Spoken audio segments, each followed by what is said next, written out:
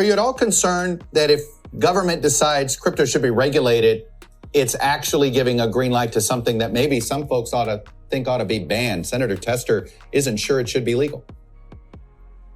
Yeah, I share that thought. I think, though, that what we need to do now is, as I said, get Treasury to get all the different agencies. The agencies so far that have stepped up the most are Gensler at SEC and Russ Baum at the Commodities Future Trading Commission. That's a more narrow jurisdiction he has. But we want them to do what they need to do at the same time.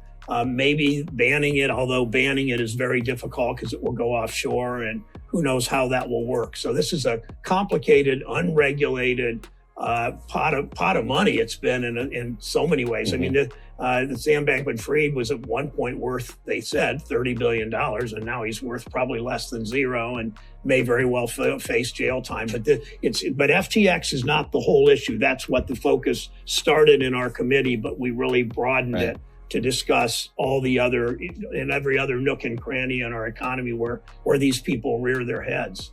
He said, who stepped up? Gary? Really? Can you believe this guy? If you've been listening to the news lately, you probably think the same way. You might be fooled into thinking that Gary is a knight in shining armor for the whole world. But is he really? Does everyone in the crypto world think of Gary Gensler as the hero of the Wild West that is crypto?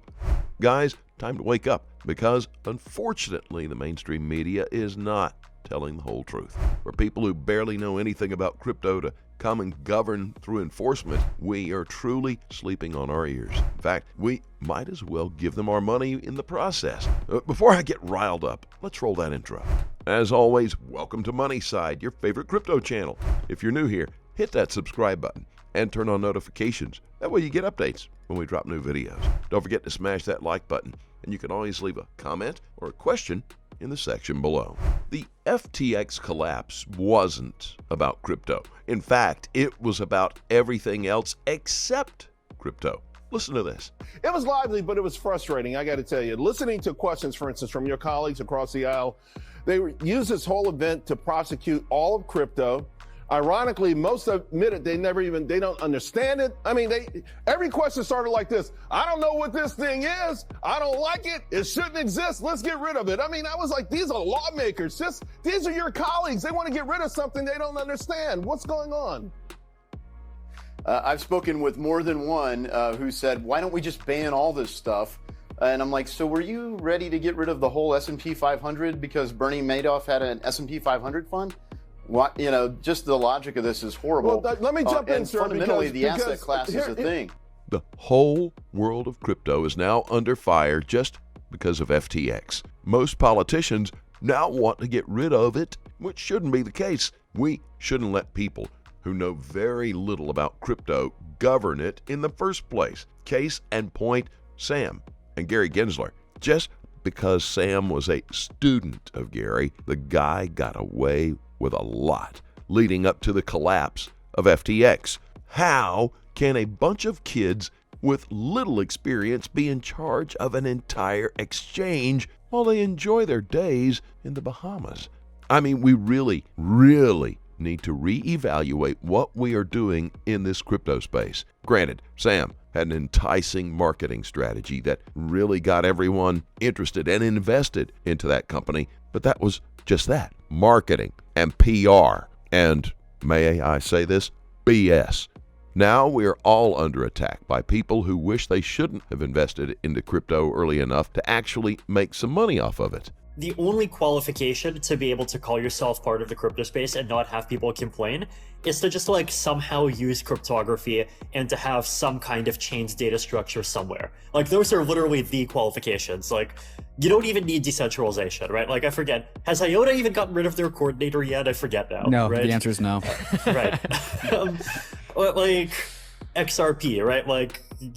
They're still completely centralized and but at the same time they are on CoinMarketCap and still I think haven't apologized for writing documents into the to the US government, basically saying that they should be favored over Bitcoin and Ethereum because Bitcoin and Ethereum are China controlled. I think that there should be a way to talk about Ethereum that doesn't implicitly, lend credence to the, the Lunas and the XRPs and the IOTAs and the Bitcoin Satoshi's visions of the world, but that still does leave room for kind of valuing the good and the honorable things that are happening in other ecosystems, right? This video solidified my stand toward XRP. From what you can hear, Vitalik sounds so nervous about XRP that he has to point it out and say that it's not decentralized. Then, within the same interview, he says that you don't need decentralization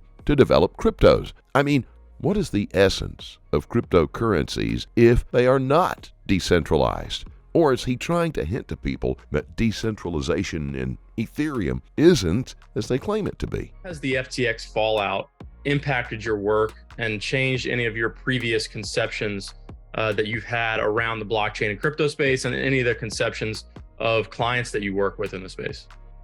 So clearly, recent market events have disrupted the discussion we're having with a number of our clients, as well as internally in terms of the approach around it. But if I look at the underlying capabilities of what digital ledger technology, blockchain provided the industry, those discussions are not going to change. Right? So we believe on the future of the disruption or the ability of the technology to transform existing banking and payments rails. We believe in the future of tokenization. We believe in the ability of those capabilities to, again, transform the industry. And if you've seen a number of, recent industry papers coming from leaders in the industry, will be Larry Fink from BlackRock, who spoke about tokenization about a week ago, or David Salmon from Goldman Sachs, or Robin Vince from BNYM, all mentioning the fact that the underlying technology, and that's a discussion around it, is here and is going to help us really improve the underlying or the existing banking and payments rails that's been there for 20 or 30 years ago. So I can age myself. I learned programming in COBOL. I can still look at those legacy systems and help them. But those technologies are aging, and we need a solution for that. So we believe, and that's not going to change, the underlying use cases. We are involved in a number of industry collaboration projects that are specifically looking at can this technology disrupt existing payment rails? So actually, I want to call it disrupt, improve this existing payment rails. But right. What I do know is that decentralization is a crucial part in the cryptosphere and shouldn't be taken that lightly. We need to have a better, unbiased regulatory body that can help govern the cryptosphere other than the SEC. Ethereum, Bitcoin, and FTX all got a green light, a free pass from the SEC, and they might just lead to the collapse of the entire system if we're not cautious. But in the middle of all that, XRP stands tall, and it remains the only crypto you should invest in. As always, do your own research and always trade safely, guys. Please keep in mind we're not a licensed financial advisor. All videos on this channel are intended for entertainment purposes only. Tell us what you think in the comment section below, and let's have a conversation. As always, we thank you very much for watching. Don't forget to like this video, and please click on that subscribe button below. Turn on notifications, that way you're informed whenever we post our amazing content. We'll look forward to seeing you on the next Money Side.